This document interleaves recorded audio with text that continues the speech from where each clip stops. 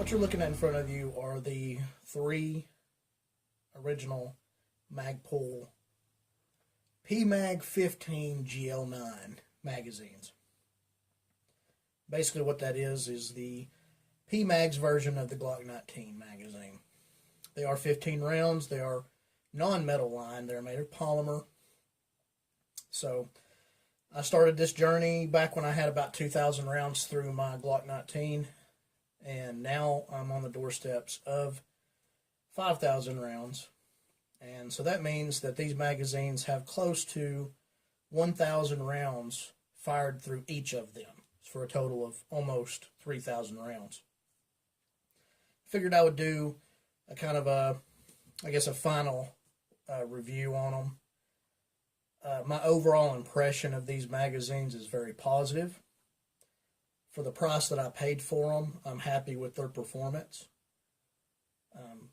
Now, that's not to say that we haven't had any issues, but the one major issue that I've had with these has been with one of the magazines, and I have not been able to replicate it yet. And what I'm going to do is I'm going to show you, I took a picture of when it occurred. Now, this type of malfunction happened twice in the same magazine, okay? So it happened with 2 rounds out of the 15 total rounds that were loaded into the magazine. And after that, could not get it to replicate it again, because after that, the other 2 magazines were emptied and all the ammunition was focused into this troubled magazine. So what I'm going to do is I'm going to show a picture of that malfunction.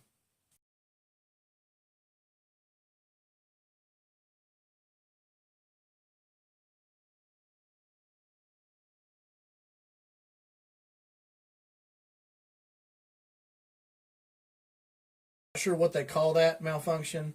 I've heard some people call it as they call it a 3-point malfunction. I call it a failure to feed. Kind of odd in that it happened twice in the same magazine, and it happened in this magazine right here. This is T1. I mark all my magazines all my training magazines with a T to indicate that they're training use. I finally got around to marking them with my paint pen. I did the redneck thing when I first got them and just marked them with a pocket knife and with Roman numerals. But I got my white paint pen and marked the dot matrix on the bottom of the magazine base. Now the problem occurred with T1, and like I said, I could not replicate what was going on with T1.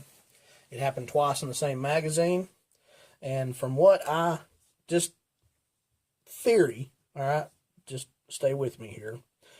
Let's focus. You can see some chewing right there on the feed lips.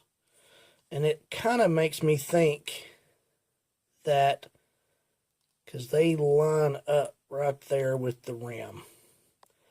See if I can get a little bit better focus. That maybe is going to go. There we go. You can see that it kind of lines up. Look at the rim of the cartridge. Kind of lines up. Okay? So what I'm thinking is that somehow the round was forced up or released earlier than it needed to be, and it got presented high like that. Sorry. It got presented high in the magazine, released early, and due to the round that I was using, it was a Federal HST. It was 147 grain plus P, Federal HST. It was produced high, and the flat nodes of the hollow point got caught on the barrel hood.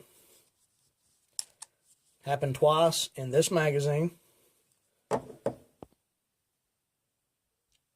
and could not replicate it in the next. I think I had 30 rounds left after that. So all of them Federal HST, 147 grain plus P. I had to burn through them because they got submerged in a canoe accident for about 5 minutes. So that's why I had to burn through those. And all of them fired. They're waterproof from the factory, from what I can understand. But still, just for the better safe than sorry when it comes to that kind of thing.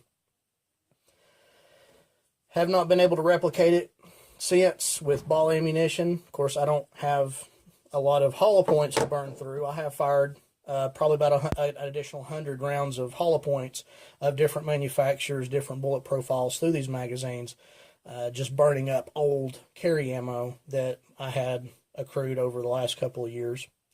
So didn't have any problems there. I haven't had any issues with this type of malfunction with ball ammunition, which is what 99.9% of the ammunition fired through these magazines have been. Mostly 115 grain, maybe a few hundred 124 grain, and some 147 grain. That's been about it. But so far, that's been the only problem I've had.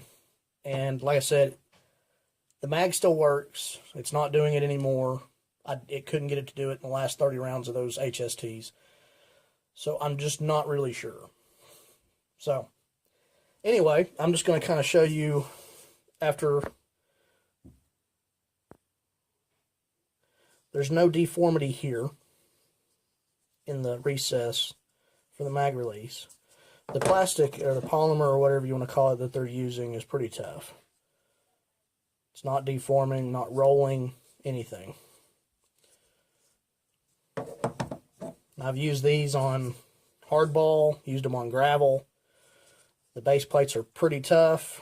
I mean, I haven't run over them or anything, but you know, they've been dropped quite a few times on hardball, fully loaded and empty. And they've got some dings to show for it, but no damage. Now, one thing to note, whenever they're not in use, they are left loaded, fully loaded, 15 rounds. And what that is that's just to test, you know, if the feed lips are going to crack under the pressure. And after inspecting them, there's been no cracks, you know, back here. This is where I expected to have issues. Was right back here. There we go. Right back there along that mold line. But these mags are pretty thick. I mean, they're pretty tough. So, guys, for the price, these are not bad options as far as training magazines. Now, I can't really recommend them at this point. I'm not gonna, I'm not gonna carry them as service magazines or duty magazines.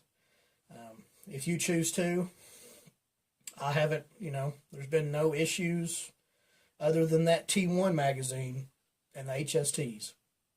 That's been the only issues that I could find as far as magazine-wise.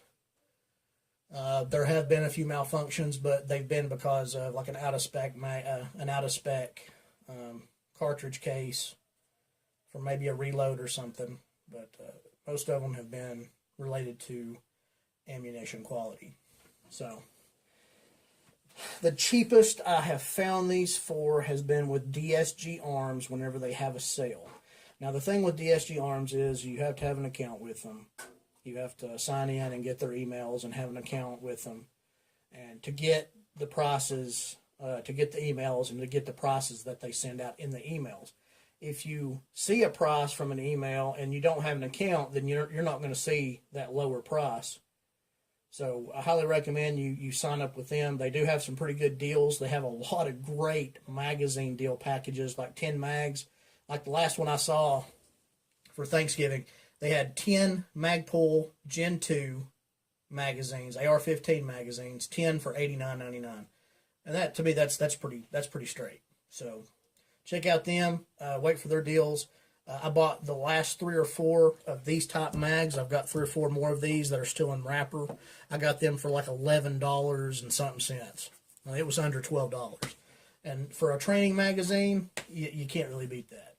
So anyway, guys, I hope you've enjoyed this video. Like I said, this is going to be the last video I'm going to make on these Magpul Glock 19 magazines. I just wanted to kind of give a little update to show you how they're doing, since they're now on the doorsteps of having 1,000 rounds put through each of them. They're doing great, other than, like I said, that T1 issue, and I'm going to keep my eye on that one. But if you don't care, if you have any questions or comments, just post them down below. If you don't